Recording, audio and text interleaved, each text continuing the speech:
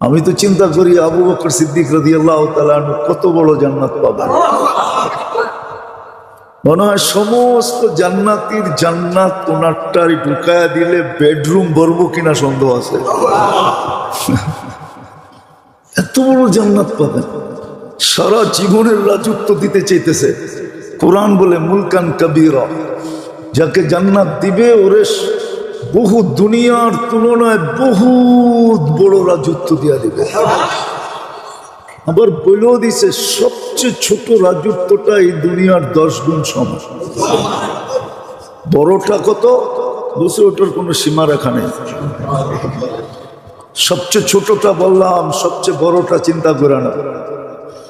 আমি তো চিন্তা করি আবু বকর সিদ্দিক রাদিয়াল্লাহু তাআলা আনহু কত বড় জান্নাত পাবেন। মনে হয় সমস্ত জান্নাতীর জান্নাত ওনারটাই ঢুকায়া দিলে বেডরুম ভরবো কিনা সন্দেহ আছে। এত বড় জান্নাত পাবেন, কি করবেন আল্লাহ জানে। কি করবেন আল্লাহ জানে। সবচেয়ে ছোট যে পাবে ওরই তো ঘুরা ঘুরা দেখতে দেখতে দেখতে দেখতে এক চক্কর দিতে কয়েক হাজার বছর কেটে যাবে। বাংলাদেশের বহুত মানুষ আছে, বেঙ্গল লাপের মতো একটা দেশ, নিউ ইয়র্কের থেকেও ছোট বাংলাদেশ, ওইটাই তো পুরা দেখে না। কয়জন আছে 64 জেলা পুরা দেখছে? থানা তো বাদই দিলাম, খালি জেলা শহর। কি জীবন তো শেষ হয়ে গেল, ঠিক না? 64 জেলাই দেখা হইল না, ঠিক না? হ্যাঁ ঠিক। তো যেটা বুঝাইতেছিলাম যে কানেও প্যারালাইসিস, এই জন্য কোরআন বলছে শ্রবণ শক্তিতে প্যারালাইসিস।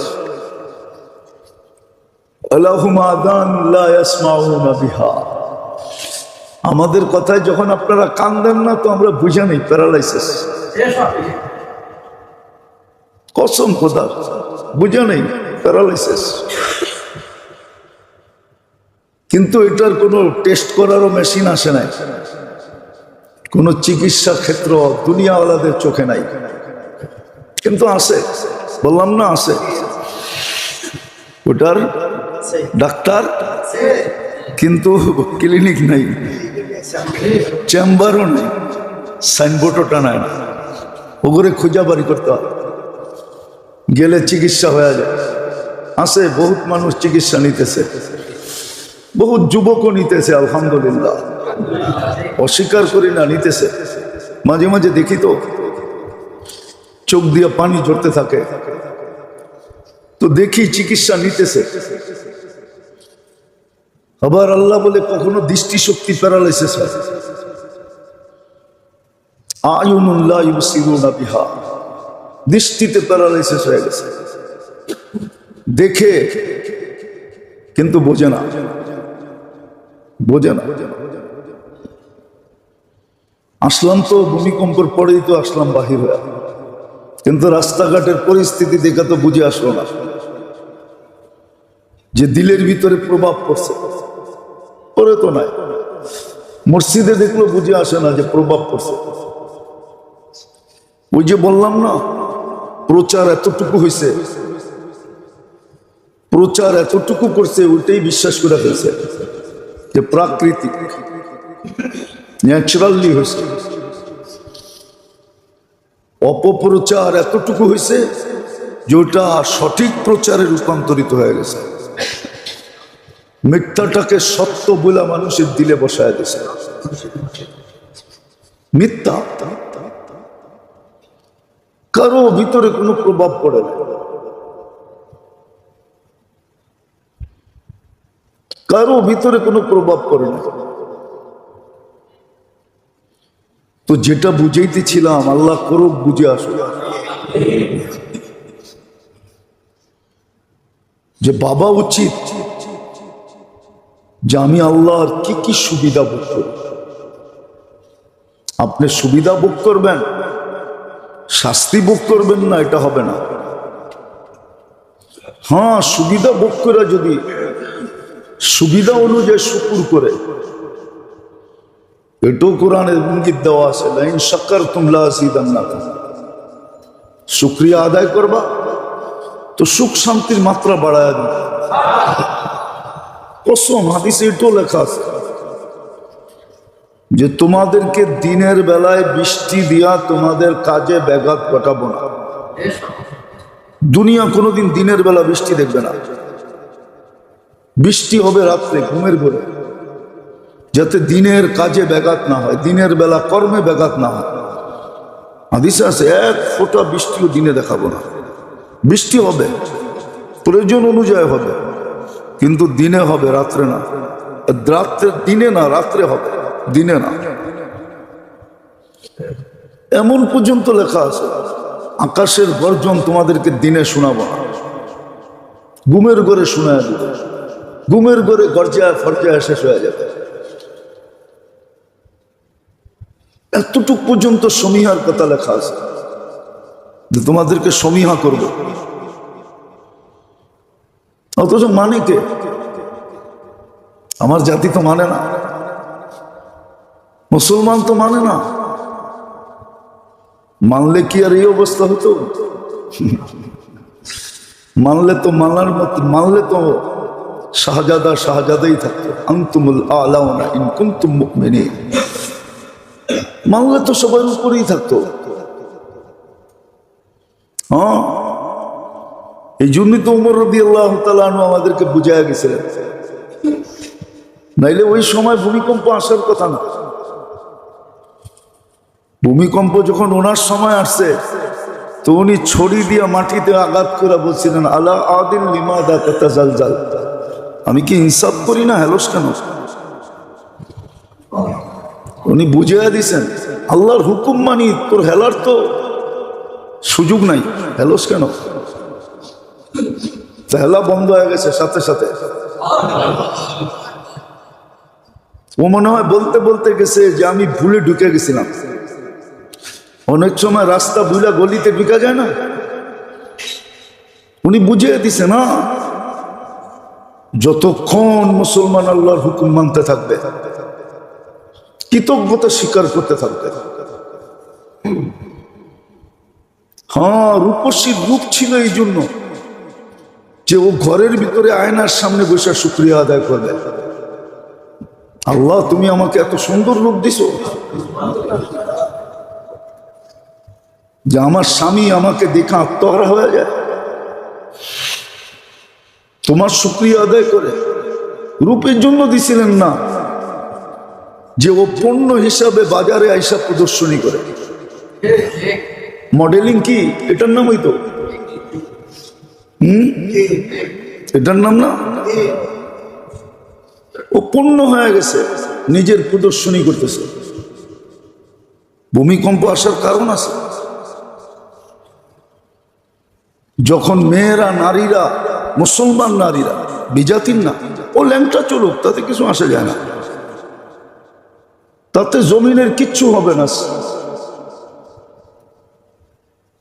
মুসলমান নারীরা যখন নিজেদেরকে প্রদর্শনীর বস্তু বানাবে, বেপরদায় চলাই মানে প্রদর্শনীর বস্তু বানানো। অথচ আল্লাহ ওকে কত দাম দিছিল। এই জন্য তো দুনিয়ার সবচেয়ে দামি, সবচেয়ে চকচকে হীরা, হীরা সবচেয়ে বেশি শাইনিং আলা। দুনিয়ায় যত জিনিস শাইনিং আলা আছে চকচকে, তার ভিতরে হীরা হলো সবচেয়ে উপরে, চোখের জ্যোতিকে মেরা দেয়। নাইরা চেরা দেখেন নাই তো বুঝবেন কোথেকে। মাঝে মাঝে আয়েন আমার কাছে, নাইরা চেরা দেখা মনে। এই জন্য নাইরা চেরা না দেখলে বোঝা যায় না। সবচেয়ে দামি, সবচেয়ে শাইনিং আলা, তো ওইটাকে আল্লাহ লুকায় রাখছে কয়লার ভিতরে। হীরা কয়লার ভিতরে তৈরি হয় না, আল্লাহ ওরে লুকায় রাখছে ওইখানে কয়লার ভিতরে, যাতে কারো চোখ না পড়ে। যার চোখ পড়ে, যার হাত লাগে, ও যেন একটা দিয়ে কোটিপতি হয়ে যায়। তো মহিলারা ছিল এরকম হীরার চেয়েও কোটি গুণ দামি, গুণ চমকদার, শাইনিং আলা। এই জন্য ওদেরকে লুকায় রাখছিল কালো বোরকার ভিতরে। কিন্তু ওরা বোরকা ছেড়া দিয়ে যখন ব্যাপর দিকে হয়, অনেকগুলা কারণ জমতে জমতে জমতে বিজ্ঞান বলে না, প্লেট এদিক ওদিক হয়, আর মধ্যখানে গ্যাস জমতে জমতে জমতে এক সময় বিস্ফোরিত হয়ে ভূমিকম্প হয়। তো আল্লাহ বলে ঠিকই, ও বুঝছে একটা, আমি বুঝছি আরেকটা। গুনাহ অনেকগুলা জমা হইতে হইতে হইতে হইতে হইতে ওটাই এক সময় গ্যাস জমা হয়ে ভূমিকম্পের রূপ নেয়। ওদেরটাও একদিক দিয়ে ঠিক আছে, আমারটাও পারফেক্ট আছে। ওরাও কয় প্লেট একটা উপরে গেছে, একটা নিচে হয়ে গেছে, একটা সইরা গেছে, একটা গেছা গেছে, মধ্যখানে গ্যাস জমা হয়ে বিস্ফোরিত হয়ে ভূমিকম্প হয়েছে। আমরাও এটা বলি, অন্যভাবে বলি, গুনাহ অনেক ধরনের জমা হতে হতে, যেমন যখন ব্যাপারটা হবে, মহিলারা প্রদর্শনীর জিনিস হয়ে যাবে। হ্যাঁ, প্রদর্শনীর জিনিস। আল্লাহ মাফ করুক, হেদায়েত কপালে থাকলে হেদায়েত দিয়া দেখ, আর না থাকলে মিটা দেখ।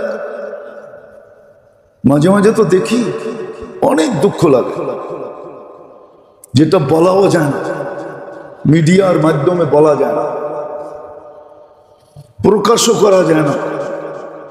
ওই কবি যেটা লেখছে ওইটাই সত্য। উর্দু তো বুঝবেন না, এখন তো ঢাকায়ও উর্দু ছেড়া দিছে।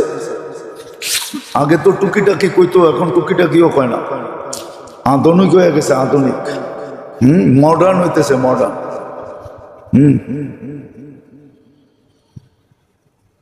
উর্দু তো বুঝবেন না, তাহলে কবি ঠিকই লিখছিল, আমরা বলতে পারি না,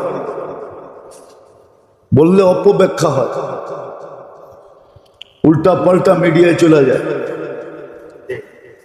অথচ বলতে মন চায়। এই জন্যই কবি সত্য লেখছে, দর্দে দিল কেসে কাহো কোই তো কামো খার নেই। দিলের ব্যথা বলার মতো তো লোক নেই, কাদের কাছে বলবো? যাদের কাছে বলবো ওরাই তো অপব্যাখ্যা করবে, ওরাই উল্টা বুঝবে। তো কবি লিখছে, আয় খোদা তেরে সেওয়া কোই তো মদদগার নেই। এখন আল্লাহর দিকে তাকানো ছাড়া আর কোনো রাস্তা নেই, কোনো সুযোগ নেই। হ্যাঁ হ্যাঁ, ঢাকা শহরে এরকম একটা বিল্ডিং আপনি পাবেন না যেটার ভিতরে টেলিভিশন নাই। একটা বিল্ডিং যেটার ভিতরে টেলিভিশন নাই, ডিশেল লাইন নাই, একটা বিল্ডিং ঢাকাতে পাবেন না। হ্যাঁ, গ্রামগঞ্জে কোনো ঘর পাওয়া যেতে পারে যেই ঘরে নাই, কিন্তু ঢাকা শহরে পাবেন কিনা আমি জানি না, আমার মনে হয় না। হয়তো মালিকের ঘরে নাই, ভাড়াটিয়ার ঘরে আছে। ভাড়াটিয়ার ঘরে নাই, মালিকের ঘরে আছে, বাড়িওয়ালার ঘরে আছে, পাবেন না একটা ঘর না। আল্লাহ কমই করতেছেন, যা করতেছেন কমই করতেছেন। মনে হয় এটা কি কারণে করতেছে এটাও বোঝে না, এটাও জানে না, শুধু বন্ধুর কারণে করতেছে। মুহাম্মদুর রাসূলুল্লাহ সাল্লাল্লাহু আলাইহি ওয়াসাল্লামের কারণে বেঁচে যেতেছে, বন্ধুর দিকে সমীহা করার কারণে। কোরআনে এটার ইঙ্গিত আছে, সুস্পষ্ট ইঙ্গিত দিছে, বন্ধু আপনি এদের মাঝে যতক্ষণ থাকবেন আমি আপনার উম্মতকে সমূলে কিছু করব না। হয়তো টুকিটাকি কিছু করব, সমূলে মিটাইয়া দিব এমন না, সমূলে ধ্বংস করে দিব এমন না, সমূলে মাটির সাথে মিশিয়ে দিব এমন না। টুকিটাকি হইতে পারে, তাও সতর্ক করার জন্য। মুহাম্মদুর রাসূলুল্লাহ সাল্লাল্লাহু আলাইহি ওয়াসাল্লামের কাছে বেঁচে আছে, কিন্তু উম্মত সারাদিনে 100 বার কেন একবারও দুরূদ পড়ে না, একবারও দুরূদ পড়ে না, একটা দিনও দুরূদের জন্য রাখে না। যেমন হুকুম ছিল শুক্রবারে বেশি বেশি দুরূদ পড়ো, শুক্রবারেও পড়ে না।